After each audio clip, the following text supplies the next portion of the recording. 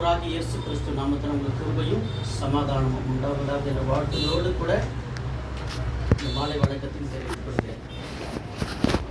நீங்கள் ரொம்ப போட்டு கம்மியாக இல்லை, வர வேண்டிய நேரம் சரியாக வரல.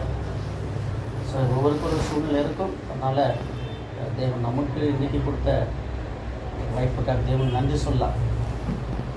சரி, இன்றைக்கி நம்ம பார்க்கக்கூடிய ஒரு ஆதார வசனத்தை நம்ம இன்றைக்கி வாசிக்கலாம். 1 பேதுரு 1ஆம் அதிகாரம் 17வது வசனம். 1 பேதுரு 1ஆம் அதிகாரம் 17வது வசனம்.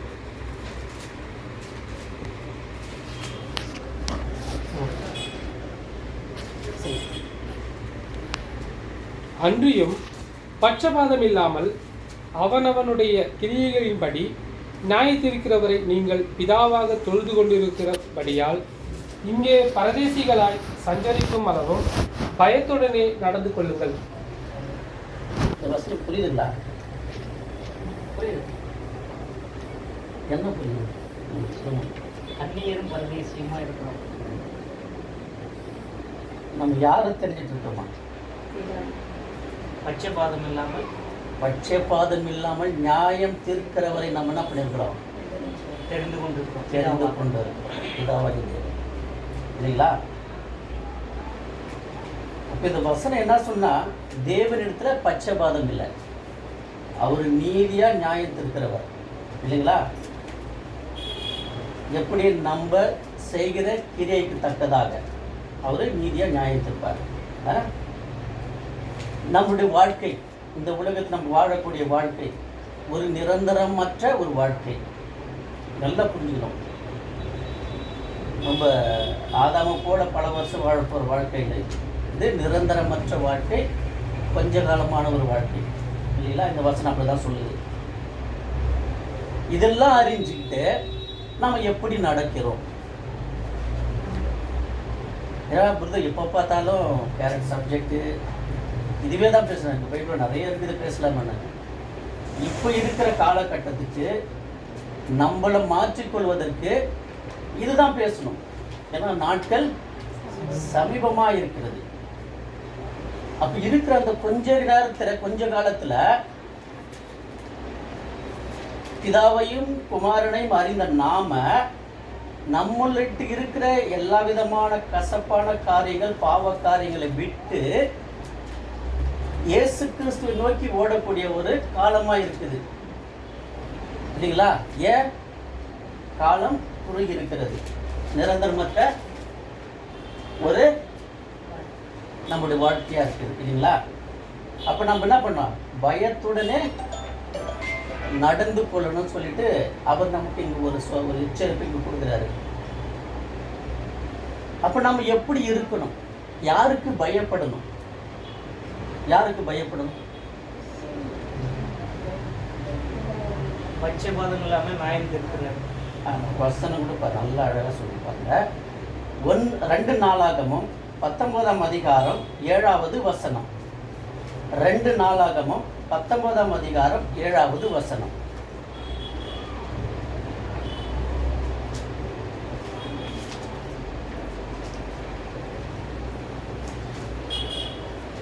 ஆதலால் கர்த்தருக்கு பயப்படுகிற பயம் உங்களிடத்தில் இருக்க கடவுது. எச்சரிக்கையாயிருந்து காரியத்தை நடத்துங்கள். உங்கள் தேவனாகிய கர்த்தரிடத்திலே அநியாயமும் முகதாட்சிணியமும் இல்லை, பரிதானமும் அவரிடத்திலே செல்லாது என்றான். என்ன சொல்லுது? கர்த்தருக்கு பயப்படுகிற பயம் உங்களிடத்தில் இருக்க கடவுது. பயம் என்ற இடத்தினாலே ரெண்டு விதமாக சொல்லலாம். ஒன்று சாத்தானுக்கு பயப்படுறது, இன்னொன்று தேவனுக்கு பயப்படுறது. இப்போ நம்ம எதுக்கு பயந்துட்டு இருக்கிறோம்? சாத்தான் கொடுக்குற எல்லா விதமான செயலை பார்த்து நம்ம பயந்துட்டு இருக்கிறோம். ஆனால் தேவனுக்கு இருக்கிற அந்த பயம் நம்ம கிட்ட இன்னைக்கு இல்லாமல் குறைந்துட்டு இருக்குது. தேவன் யார் என்று கேட்கிற அளவுக்கான ஒரு சூழ்நிலைகள் இன்னைக்கு மக்கள் மத்தியில், கிறிஸ்தவர் மத்தியில் என்ன பண்ணுது? அப்படிதான் நடந்துட்டு இருக்குது. அந்த பயம் இல்லாத ஒரு வாழ்க்கை தான் இன்னைக்கு என்ன பண்ணுது? கிறிஸ்தவம் வாழ்ந்துட்டு இருக்குது. அப்போ ஒரு கிறிஸ்தவன், கிறிஸ்துவை அறிந்தவர்கள் தாங்கள் செய்யக்கூடிய காரியங்களை எப்படி செய்யணுமா? எச்சரிக்கையா இருந்து காரியத்தை நடத்துங்கள். அப்ப எந்த ஒரு காரியத்தை நம்ம செய்ய போன இந்த உலகத்துல நிதானம் எச்சரிக்கையோடு நம்ம செய்கிற காரியம் அதுல தேவன் பிரியப்படுவாரா என்று நம்ம என்ன பண்றோம், அதை உணர்ந்து நிதானித்து அந்த காரியத்தை நம்ம செய்யணும் இல்லைங்களா? அப்ப நம்ம அதுல விதமான எந்த ஒரு விதமான குற்றங்கள் குறைகள் இருந்தா, தேவனுக்கு விரோதமான செயல் இருந்தா, தேவனுக்கு நமக்கு பட்சபாதம் இல்லை அவரிடத்துல. ஐயோ நான் உனக்காக நான் ஓடினேனே, பிரசங்கம் பண்ணினே, நல்லா பாட்டு பாடினேன், அநேகரை சபைக்கு கொண்டு வந்தேனே, வாரந்தோறும் சபைக்கு போவேனே, இயேசு கிறிஸ்துவ சரீரத்தை ரத்தத்தில் நான் எடுத்துக்கொண்டேனே, இதெல்லாம் இருந்தாலும் தேவனிடத்தில் அது இல்லை பட்சபாதம். நம்ம செய்கிற தக்கதான அந்த கிரியைக்கு தக்கதான், நம்ம செய்கிற எந்த கதை அதுக்கு தக்கதான ஒரு பலனைத்தான், ஒரு தண்டனைத்தான் அது கிடைக்கும் என்றது நம்ம நல்லா உணர்ந்துடும். தேவனிடத்துல லஞ்சம் வாங்குறது கிடையாது. இந்த உலகத்தில் என்ன பண்ணலாம், எவ்வளவோ பேர் கொலை பண்ணிடலாம், என்ன வேணாலும் தப்பு பண்ணிடலாம், மோசம் பண்ணலாம். ஆனால் லஞ்சம் கொடுத்து என்ன பண்ணலாம், வெளியே வந்துட்டு சுதந்திரமாக சுற்றலாம். ஆனால் தேவனிடத்துல அப்படி கிடையாது. இது நம்ம என்ன பண்ணலாம், இது செல்லாது, எது பரிதானம் அவரிடத்துல செல்லாது. லஞ்சமான நீ கொடுத்து நம்ம தப்பிச்சுக்கிறது கிடையாதுங்க. இது நல்லா நம்ம உணர்ந்துக்கணும் இல்லைங்களா? அப்படி சொல்லலாம். இப்போ ஏன் நாம தேவனுக்கு பயப்படணும்? ஏன் பயப்படணும்? சர்வ சிருஷ்டிக்கு எஜமானர். ஏன் பயப்படணும் தேவனுக்கு? சகலத்தையும் படைச்சவர் அவர் தான் இல்லையா? அவருக்கு பயப்படணும். அப்படி அவருக்கு பயப்படுறதா நமக்கு என்ன கிடைக்குது? நித்திய ஜீவன் கிடைக்குது. அது வேற.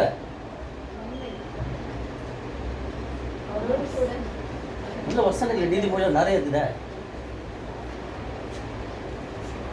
ஏன் பயப்படணும்? பயப்பட நமக்கு என்ன கிடைக்குது? அதுல ஞானத்தின் ஆரம்பம்.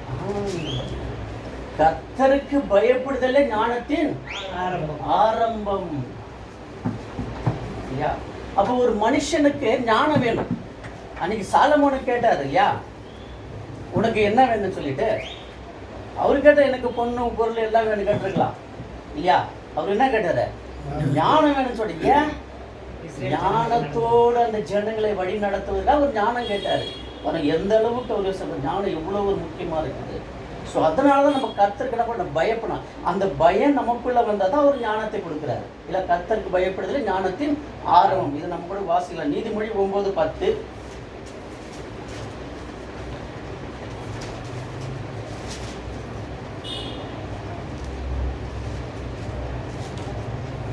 நீதிமொழி 9:10. கர்த்தருக்கு பயப்படுதலே ஞானத்தின் ஆரம்பம், பரிசுத்தரின் அறிவே அறிவு.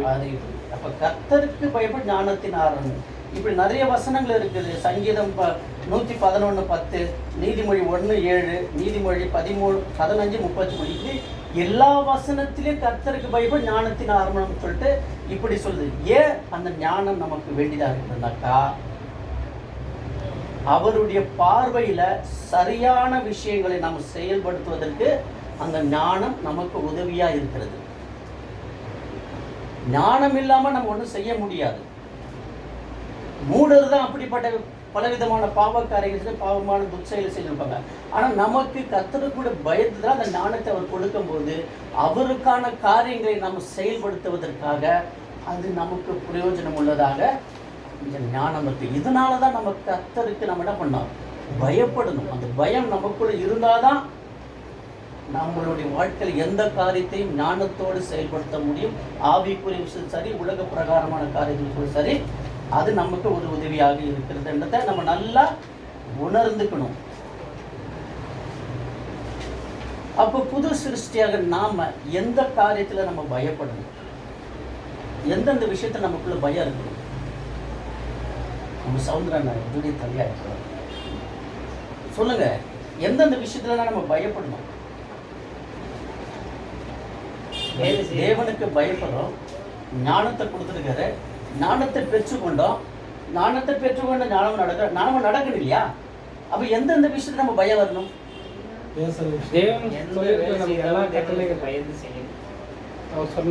அவரை ஆராதிக்கிற விஷயத்துல கூட நமக்கு பயம் இருக்கு. இன்னைக்கு ஆராதனை கூட்டங்கள், இன்னைக்கு குடும்பம் எப்படி இருக்குது?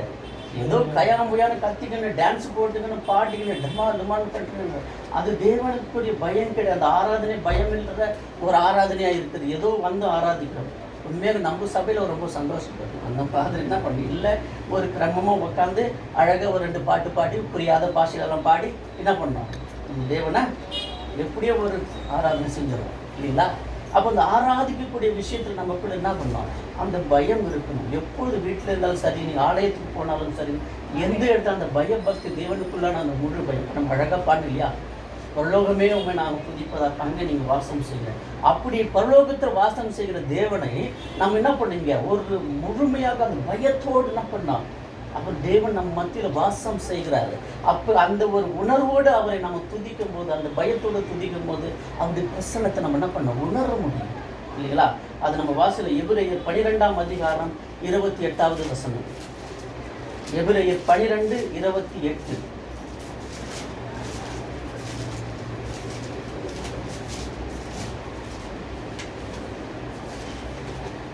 ஆதலால் அசைவில்லாத ராஜ்யத்தை பெறுகிறவர்களாகிய நாம் பயத்தோடும் பக்தியோடும் தேவனுக்கு பிரியமாய் ஆராதனை செய்யும்படி கிருபையை பெற்றுக்கொண்டோம் கொள்ளப்படுவோம். ஆமா, அவர் கிருபை கொடுத்திருக்கிறார், ஞானத்தை கொடுத்திருக்கிறாரு. இது எல்லாம் பெற்றுக்கொண்ட நம்மளுடைய ஆராதனை காரியங்கள் நம்ம எப்படி தேவனை ஆராதிக்கிறோம், பயத்தோடு ஆராதிக்கிறோமா, பக்தியோடு ஆராதிக்கிறோமா. ஏதோ நானும் கிறிஸ்துவை போல ஏதோ கிறிஸ்துவை ஏற்றுக்கொண்டதில்ல, ஏதோ போகிறதுனால நம்ம சும்மா அப்படியே உட்காந்து 4 பேரும் நம்ம உட்காந்து அல்லேலூயா பாடிட்டு வரக்கூடாது. அந்த பயத்தோடு நம்ம என்ன பண்ணோம், தேவனை நம்ம ஆராதிக்கணும். அந்த ஆராதிக்கிற விஷயங்கள் அவ்வளவு ஒரு நமக்கு ஒரு முக்கியமாக இருக்குது இல்லைங்களா. எங்கே என் நாமத்தில் 2-3 பேர் கூடி செபிக்கிறவரா அங்கே நான் இருப்பேன் என்று சொல்லியிருக்காரு. நம்ம மத்தியில் இருக்கிறாரு. அப்போ அந்த இருக்கிறவருக்கு நம்ம என்ன பண்ணோம், அந்த பயம் இருக்கு. மத்தியில் தேவன் இருக்கிறார், இயேசு இருக்கிறார், தூதர்கள் இருக்கிறார். என்னை பார்த்துக்க நான் எந்த அளவுக்கு என் முழு உள்ளத்தோடு பயத்தோடு என் தேவனை நான் ஆராதிக்கிறேனா என்று என்ன பண்ணுவார் அங்கே பார்க்கிறார் இல்லைங்களா. சங்கீதம் 95:1-8 வாசிக்கும்.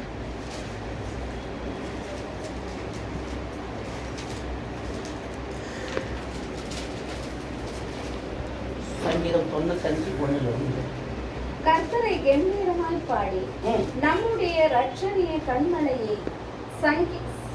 சங்கீர்த்தனம் பண்ண கடவோம் வாருங்கள். துதித்தலுடனே அவர் சந்ததிக்கு முன்பாக வந்து சங்கீதங்களால் அவரை ஆர்ப்பரித்து பாடக்கடவோம். கர்த்தரே மகாதேவனும் எல்லா தேவர்களுக்கு மகாராஜனுமாய் இருக்கிறார். பூமியின் ஆழங்கள் அவர் கையில் இருக்கிறது. பர்வதங்களின் உயரங்களும் அவருடையவைகள்.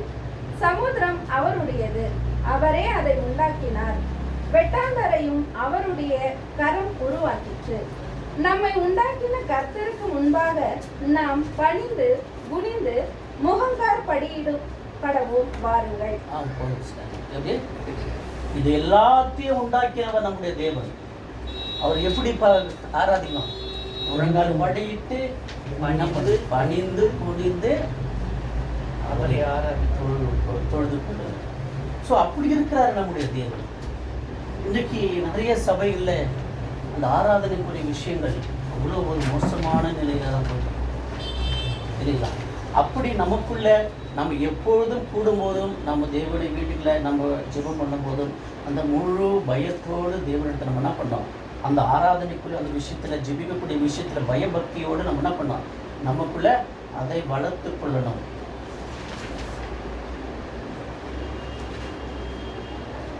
அடுத்தது எதுல நம்ம பயபக்தியோடு இருக்கணும் சொல்லுங்க. நம்மளுடைய பயம் எப்படி எதுல இருக்குது? போலீஸ்க்கு பயப்படுறீங்க, ரவுடிக்கு பயப்படுறீங்க, நோய் வந்தா பயப்படுறோம். ஆனா ஆவிக்குரிய விஷயத்துல எதிர நம்ம பயப்படுறோம். அந்த பயம் எதிர வருது.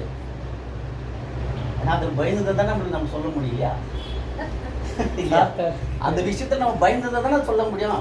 ஏன்னா பயப்படாம அந்த காரியத்தை நம்ம செஞ்சது இல்லைங்களா, அதனால நம்ம சொல்ல தெரியல இல்லைங்களா.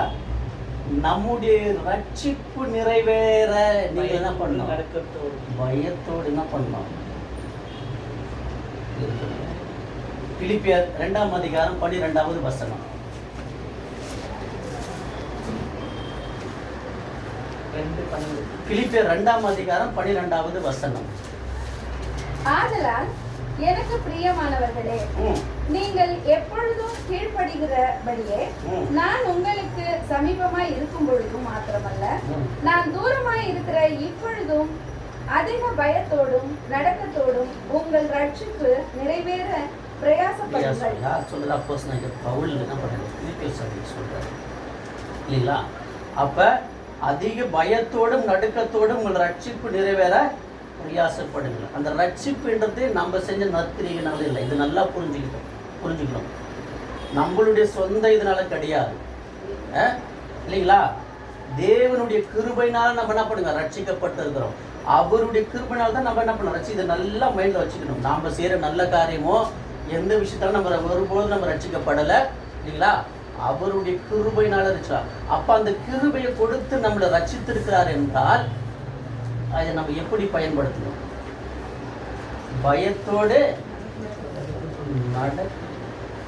அந்த ரட்சிப்பை நிறைவேற்றும். எதற்காக என்னை ஆண்டவர் இத்தனை கோடி மக்கள் மத்தியில் இந்த பாவியான என்னை அவருடைய கிருபை கொடுத்து ரட்சித்திருக்கிறார் என்றால் அந்த ரட்சிப்பு எவ்வளோ பெரிதாக இருக்கிறது. அதனுடைய பயம் நமக்கு இருக்குதா? என்னுடைய ரட்சிப்பை நான் கலைத்துக் கொள்கிறேனா, அதை நான் இழந்து விடுகிறேனா? யோசிக்கணும் இல்லைங்களா? அவ்வளோ ஒரு பெரிதான ரட்சிப்பு அவர் கிருபை கொடுத்து நம்ம என்ன பண்ணுறாரு, அவர் ரட்சித்திருக்கிறாரு. அப்போ அதுக்கு நம்ம என்ன பண்ணோம், அந்த ரட்சிப்புக்கு ஏற்றபடி நம்ம என்ன காரியங்கள் செய்யணுமோ அதை நம்ம செய்யணும். யோவான் 6:27.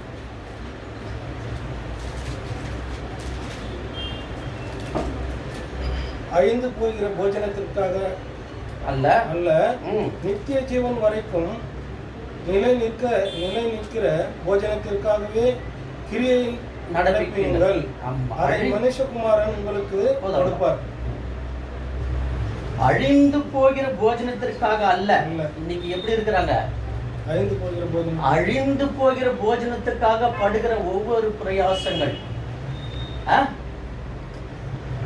அதுக்காகத்தான் இன்னைக்கு ஜனங்கள்லாம் ஓடிட்டு இருக்கிறோம். முன்னமே நம்ம என்ன படிச்சோம்? நம்முடைய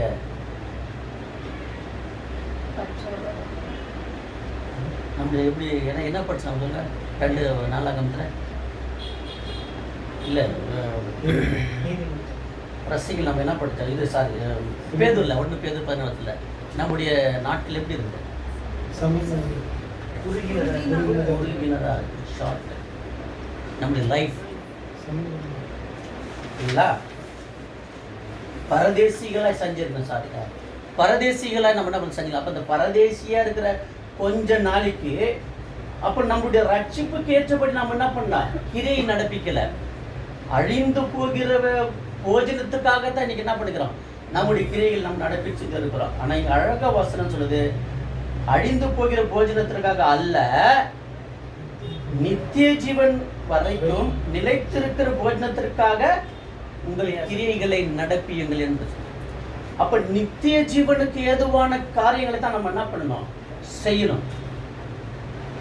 நான் எந்த நற்கிரைகளை செஞ்சா என்னுடைய ரட்சிப்புக்கு நான் காத்துக்கொள்ள முடியும் என்றதை நம்ம என்ன பண்ணோம், இது நல்லா நம்ம அறிந்துக்கணும்.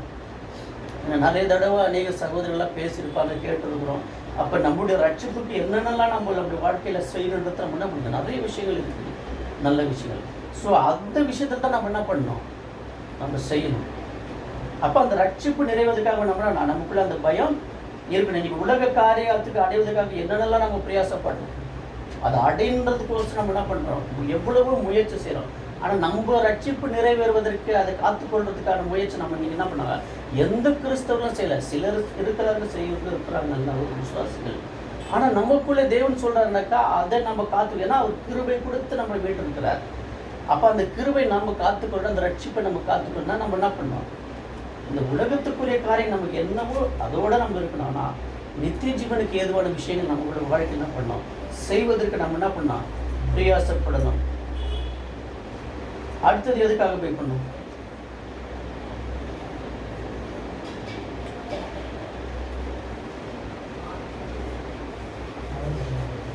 அடுத்து எதுக்காக பயம் நமக்குள்ள, அவர் என்ன வாக்குத்தத்தம் கொடுத்திருக்காரு, 2 கொரிந்தியர் 7:1.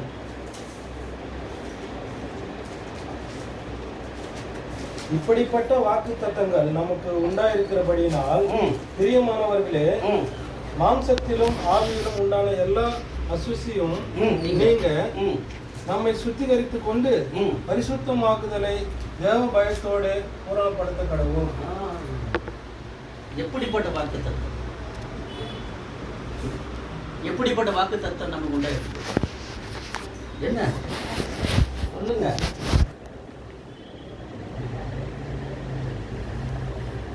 அவருடைய இளைப்பாறுதலின் பார்க்க, அவரோடு கூட அவருடைய இளைப்பாறுதல் நம்ம கூட போறப்படும் இல்லைங்களா? அதுக்காகத்தான் இப்படிப்பட்ட வாக்கு தத்தங்கள் நமக்கு உண்டாயிருக்கிறபடினால் பிரியமானவர்களே, நம்மளுக்கு பார்த்து சொல்றாரு, பிரியமானவர்களே, மாம்சத்திலும் ஆவிலும் உண்டான எல்லா அசுசியும் நீங்க நம்மை சுத்திகரித்துக் கொண்டு பரிசுத்தமாகுதலை தேவ பயத்தோட பூரணப்படுத்த கடவுள்.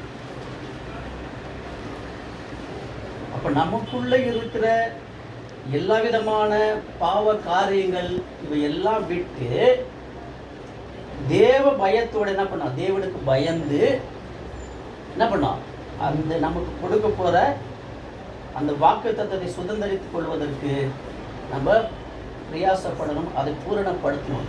என்ன வாக்கு தத்துவம்? எபிரேயர் 4ஆம் அதிகாரம் 1வது வசனம். எபிரேயர் 4:1. அவர் நமக்கு கொடுத்த வாக்கு தத்தம். ஆனபடியினாலே அவருடைய இளைப்பாறுதலில் பிரவேசிப்பதற்கான வாக்கு தத்தம் நமக்கு உண்டாயிருக்க, உங்களில் ஒருவனும் அதை அடையாமல் பின்வாங்கி போவானாக காணப்படாதபடிக்கு பயந்திருக்க கடவும். இந்த பயம் நமக்கு இருக்கா? ஐயோ, நான் எங்க என்னுடைய இளைப்பாறுதலை நான் பிரவேசிக்க போய்விடுவோம் என்ற அந்த பயம் நமக்கு வரணும். அவருடைய இயேசு கிறிஸ்து 2ஆம் வருகை வரும்போது அவர் முன்பாக நான் நிற்பேனா? அதுக்கு நான் தகுதியோடு இருக்கிறேனா? அந்த பயம் நமக்கு வந்தாதான் என்ன பண்ண, அதை நம்ம பூரணப்படுத்த முடியும். அவர் கொடுத்த வாக்கு தத்தங்கள், அந்த தேவனுக்கான அந்த பயம் இல்லைவென்றால் அதை நம்ம என்ன பண்ணலாம், பூரணப்படுத்த முடியாது.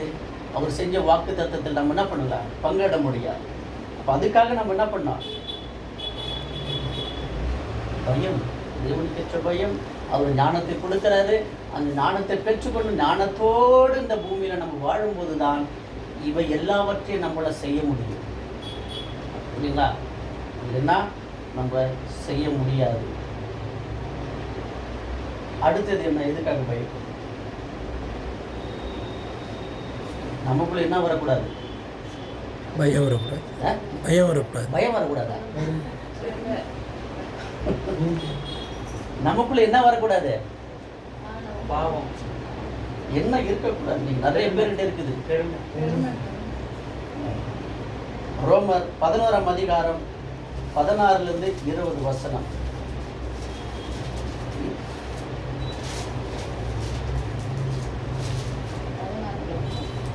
ரோமர் 11ஆம் அதிகாரம் 16லிருந்து 20. மேலும் முதற் பலனாகிய பாவமானது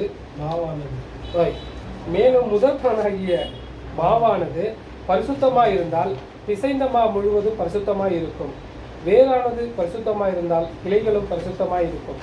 சில கிளைகள் முறித்து போடப்பட்டிருக்க, காட்டொலி மரமாகிய நீ அவைகள் இருந்த இடத்தில் ஒட்ட வைக்கப்பட்டு ஒலிவ மரத்தின் வேருக்கும் சாரத்திற்கும் உடன் பங்காளியாய் இருந்தாயானால் நீ அந்த கிளைகளுக்கு விரோதமாய் பெருமை பாராட்டாதே. பெருமை பாராட்டுவாய் ஆனால் நீ வேரை சுமக்காமல் வேர் உன்னை சுமக்கிறது என்று நினைத்துக்கொள். இதனால புரியுது. நீ அப்புறமா படிச்சுங்க. என்ன புரியுது? நம்ம வேறு இல்லை, நம்ம கலியாக இருக்கிறோம். கலியா இல்லை, கிளையா எதில் நம்மளை ஒட்ட வச்சிருக்காரு? அத்திமரம், காட்டு ஒலி மரத்தில்.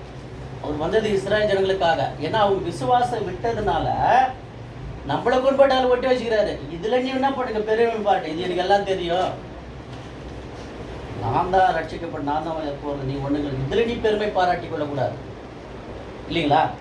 அப்ப அந்த மேட்டிம் அந்த பெருமை நமக்குள்ள. ஏன்னாக்கா நம்மளை சுமக்கிறது வேறு தான். அது நம்ம நல்லா நினச்சிக்கணும். எப்போனா அவர் வெட்டி போட்டுருவார் இல்லைங்களா?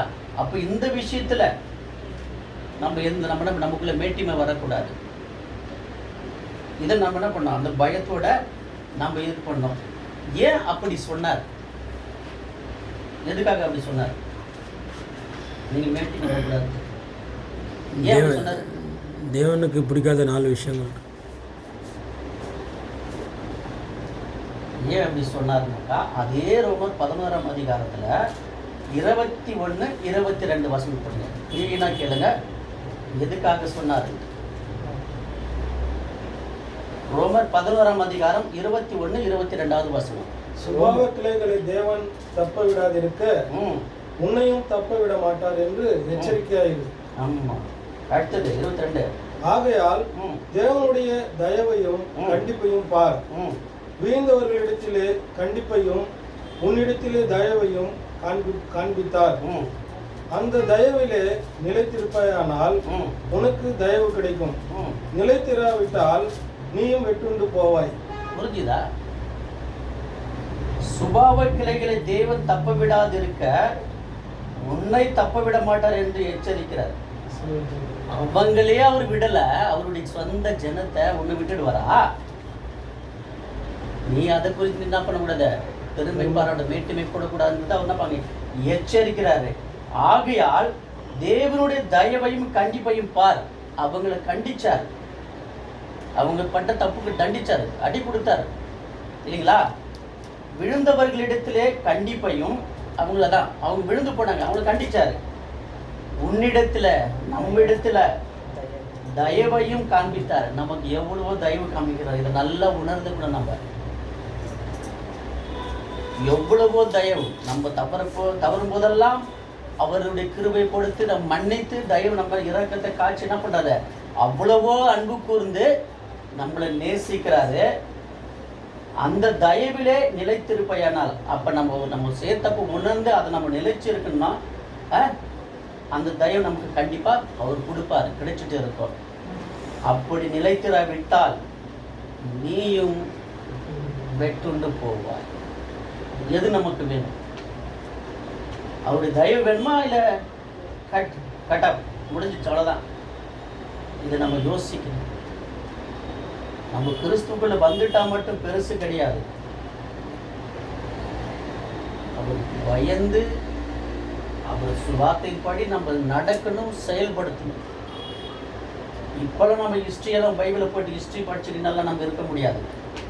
சமீபமான காலம் நம்ம கிட்ட ஒரு இந்த மாதிரி விஷயங்கள் அவர் பேசுறாருன்னா இந்த குறைகள் நம்ம கிட்ட இன்னும் இருந்து கொண்டு தான் இருக்குது.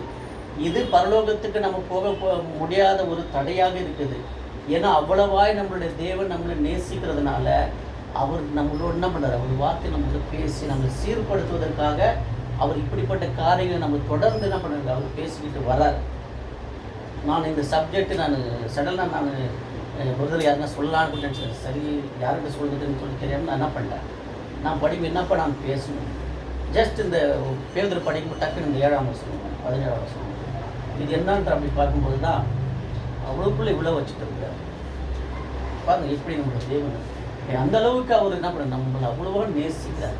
அப்போ உங்ககிட்ட என்கிட்ட என்ன பண்ணலாம், அந்த குறைகள் அந்த காரியங்கள் இருக்கிறதுனால அவர் நம்மளோட கூட என்ன பண்ணுறாரு, பேசிட்டு இருக்கிறத இங்கே பார்க்குறோம். அப்போ நம்ம என்ன பண்ணோம், அவருடைய தயவில் நம்ம என்ன பண்ணோம், எப்போதும் நிலைத்திருக்கிறதுக்காக நம்ம என்ன பண்ணோம், அந்த பயபக்தியோடு நம்ம இருக்கணும்.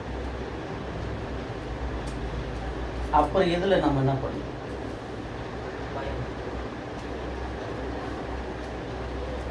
எதில் நம்ம பயம், அடுத்த பயம் பயம் எதில் இப்போ பயம் இல்லையா? அடுத்த பயம் நம்முடைய மாம்சத்தில் உண்டாகும் ஆசைகளை.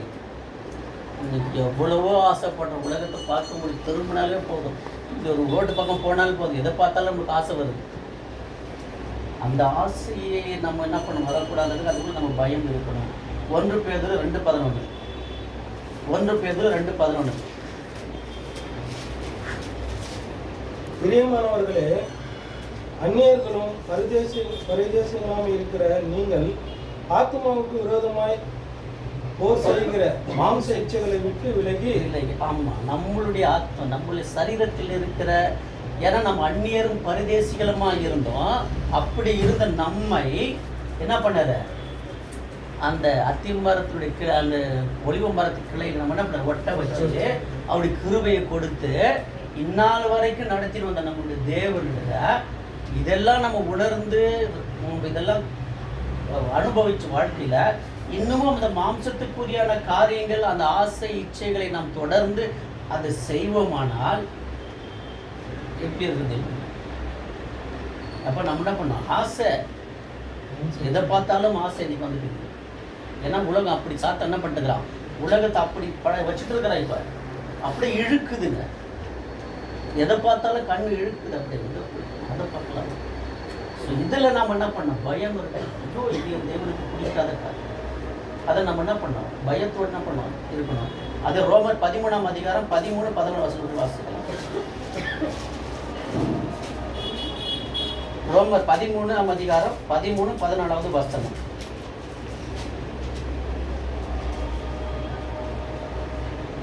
களியாட்டும் வெறியும் வேசித்தனமும் காம விகாரமும் வாக்குவாதமும் பொறாமையும் உள்ளவர்களாய் நடவாமல் பகலிலே நடக்கிறவர்களைப் போல சீராய் நடக்க கடவோம்.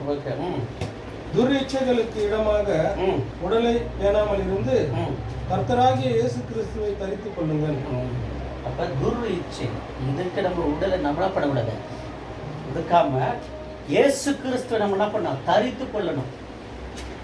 அப்ப அவரை தரித்து கொள்ளும் போது இப்படிப்பட்ட காரியங்கள் நமக்குள்ள என்ன பண்ணுவோம், இது களியாட்டு, வெறி, வேசித்தனம், காம விகாரம், வாக்குவாதம், பொறாமை, இன்னும் நிறைய சொல்லிட்டு போகலாம்.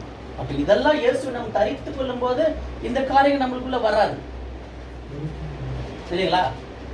அப்ப நம்ம போவோம் பார்க்கலாம், அது எப்படி இருந்தால் அது நல்லா நமக்கு வராதுன்னு பார்க்கலாம். அப்போ நம்ம என்ன பண்ணோம், நம்மளோட உடலை இப்படிப்பட்ட காரியத்துக்கு நம்ம என்ன பண்ணோம், இடம் கொடுக்காத அளவுக்கு நம்ம பார்த்துக்கணும். அப்போ நம்ம கிறிஸ்தவர் நம்ம என்ன செய்யணும், என்ன பண்ணணும் சொல்லுங்க. நம்ம என்ன செய்யணும் அதுக்கு? அப்படி அந்த ஒரு ஆசை வராததுக்கு நம்ம என்ன பண்ணணும்? இயேசு என்ன பண்ணாங்க? அப்ப நம்முடைய மாம்ச ஆசை இச்சைகளை என்ன பண்ணோம், சிலுவையில் அறையணும். அறைந்திருக்கிறோமா? இன்னும் ஆசை வச்சு கலாத்தியர் 5ஆம் அதிகாரம் 24வது வசனம்.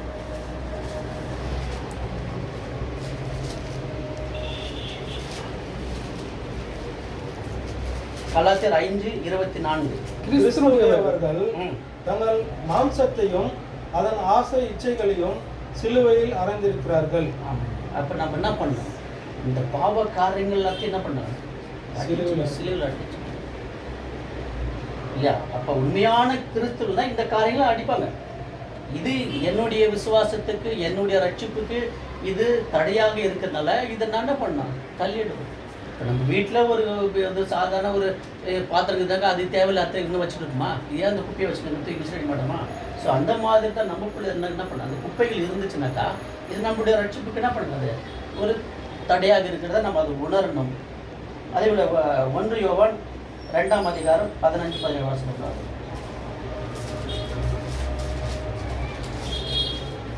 1 யோவான் 2ஆம் அதிகாரம் 15-17 மட்டும் வாசிக்கலாம். உலகமும் அதன் ஆசை இச்சையும் ஒழிந்து போம், தேவனுடைய சித்தத்தின்படி செய்கிறவனோ என்றென்றைக்கும் நிலைத்திருப்பான். 17வது வசனம் 15வது வசனம். உலகத்தில் உள்ளவைகளிலும் அன்பு கூறாதிருங்கள். ஒருவன் உலகத்தில் அன்பு கூர்ந்தால் அவனிடத்தில் பிதாவின் அன்பு இல்லை. அப்ப நம்ம இந்த உலகத்தை அன்பு கூர்ந்தா பிதாவின் அன்பு கிடையாது. ஏன்னா இது தேவனால் உண்டானது அல்ல, எது உலக காரியங்கள் இல்லைங்களா? நம்ம இப்போ லாஸ்ட் 17வது வருஷத்துமா இதெல்லாம் கொஞ்ச நாள் கடந்து போகுது. அப்போ இதில் நம்ம அன்பு கூறுறதுனால என்ன உலகம் ஒரு நம்மளுடைய ரட்சிப்புக்கு அது ஏற்றதாக இருக்கிறது. அப்போ நம்மளுடைய நாட்கள் வேலை விட்டு என்னன்னு சொல்லுவாங்கள்ல, அது எப்படி இருக்குது? நாட்கள் நீங்கிறவன் எரிகிற நாடாகவும் தீவிரமாய் ஓடுகிறது வசனம் இருக்கு. அப்புறம் நாட்கள் நிழலை போல கூட இருக்கு. சூரியன் உதிச்சுன்னா அப்படியே ஒரு மரத்தடி பார்த்தா ஒரு நிழல் டக்குன்னு பார்த்தா அது எங்கே போகும். இப்படி தான் நம்மளுடைய நாட்கள் கூட ஒரு அதுக்கு நிழலுக்கு ஒப்பிட்டு 2 நாளாகமம் 29வது அதிகாரம் 15வது வசனம். 1 நாளாகமம் 29ஆம் அதிகாரம் 15வது வசனம்.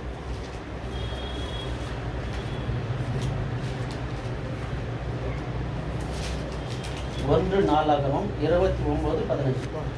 உமக்கு முன்பாக நாங்கள் எங்களுடைய பிதாக்கள் எல்லோரையும் போலும் அரதேசிகளும் பரதேசிகளுமாய் இருக்கிறோம்.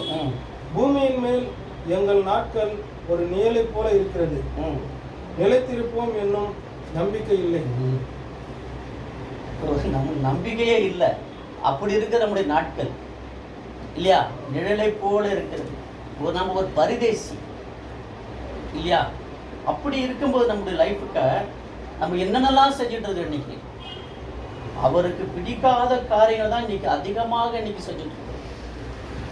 இதெல்லாம் நம்ம என்ன பண்ண தெரிஞ்சுக்கணும். நான் கொஞ்ச நேரம் தான் இருக்க போறேன் லைஃப், இன்னைக்கு இருக்கிறது நாளைக்கு இருக்கிறோமான்றது தெரியல. அப்படி இருக்கிற ஒரு லைஃப்பை, அந்த லைஃப் இருக்கும்போது நாம் தேவனுக்காக என்ன செய்கிறோம் என்றது நம்ம மனசை நல்லா புரிஞ்சுக்கணும். இன்றைக்கு எனக்கு தேவன் ஜீவனை கொடுத்தனா, இந்த ஜீவனை இந்த நாளில நான் தேவனுக்கு நான் என்ன செய்யணும், அதை மட்டும் நம்ம செஞ்சா போதும். மீதெல்லாம் அவர் பார்த்துக்குவார் இல்லைங்களா. இதை நம்ம உணர்ந்துக்கணும். அப்ப நாம் சத்தியத்தை அறிந்து தீமை செய்கிறவர்களா இருந்தால் என்ன நடக்கும்? தேவ கோபாக்கி பட்சபாதம் சொன்னார் இல்லையா. கொலோசியர் 3ஆம் அதிகாரம் 25வது வசனம். கொலோசியர் 3:25. அநியாயம் செய்கிறவன் தான் செய்த அநியாயத்துக்கேற்ற பலனை அடைவான், பட்சபாதமே இல்லை. நம்ம இன்னைக்கு என்ன பண்ணலாம், நிறைய பேர் அநியாயம் செஞ்சுறாங்க. அநியாயம்னா என்ன? ஏமாற்றுவது, மோசம் பண்றது, பிறகு வாங்கினா அது திருப்பி கொடுக்கறது இல்லை இல்லையா, அபகரிக்கிறது, இப்படி நிறைய சொல்லிட்டு போகலாம். இப்படி இருந்தா நீங்க என்ன பண்ணலாம், அதுக்கேற்ற பலனை தான் கொடுப்பேன். ஏன்னா தேவனுக்கு பட்சபாதம் இல்லை. நான் பைபிள் தூக்கி போனேன், நான் பிரசங்கம் பண்ணேன், நான் இதெல்லாம் பண்ணிட்டு இந்த காரியமும் செஞ்சுட்டேன், தேவன் மன்னிச்சுவாருப்பா, மன்னிக்க மாட்டாருங்க. நம்ம ஒருத்தட்ட ஒன்று வாங்கினா அது 2 கொடுக்கறதா கற்றுக்கணும். அதுதான் கிறிஸ்துவம் இல்லையா. அப்படி இருக்க வேண்டும் இல்லைங்களா.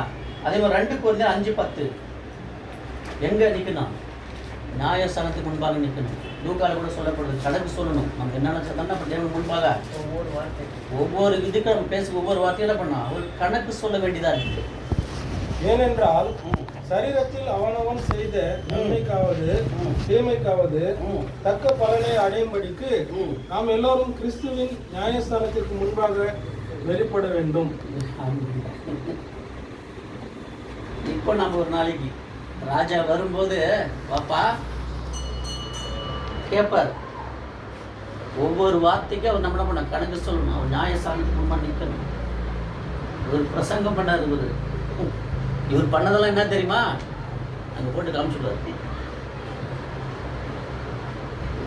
எல்லா விஷயத்திலையும் எச்சரிக்கையோட பயத்தோடு இருக்கணும். இந்த விஷயத்தெல்லாம் நம்ம ரொம்ப முக்கியமாக இருக்கு. நான் பேசிட்டு போகிறேன், ஆனால் என்னோட வாழ்க்கையில் நான் நடக்கலாம் எப்படி இருக்கும், அது அருவருப்பாக இருக்கும்.